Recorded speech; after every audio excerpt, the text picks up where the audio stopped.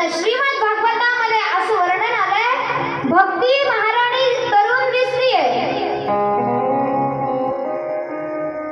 आणि हे जे दोन मुलं आहेत ज्ञान आणि वैराग्य हे म्हातारे झालेले आहेत, निश्चित पडलेले आहेत.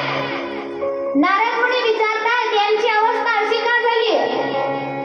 ती भक्ती महाराणी सांगते, हे मुले माझा जन्म झाला उत्पन्न द्रविडो देशा, माझा जन्म झाला द्रविड देशामध्ये, कर्नाटकामध्ये मी वाढले, महाराष्ट्रामध्ये तरुण झाले आणि आता मी वृंदावनामध्ये आले. इथं तर मी नाचायला लागले. श्री वृंदावन धाम की, कारण हा वृंदावन धाम कसा आहे? सगळ्यांनी दोन्ही हातांनी टाळीची सेवा करायची. ज्याला आनंद घ्यायचा त्याने आनंद घ्या.